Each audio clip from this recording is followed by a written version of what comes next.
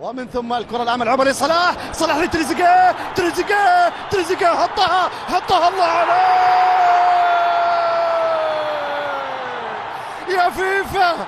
بص شوف يا فيفا، بص شوف المنتخب المصري بيعمل ايه. الله يا تريزيجيه، الله يا مستر صلاح، الله على هدف ثاني. طرب ايه، جمال ايه، مصر.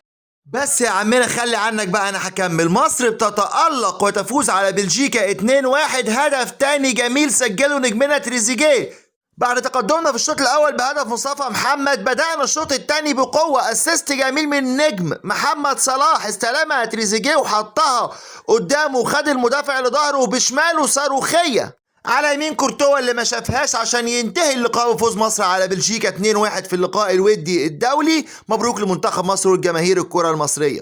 يلا بقى لايك الفيديو واشترك في القناة واستنى معانا ملخص يومي كل يوم لنتائج كاس العالم.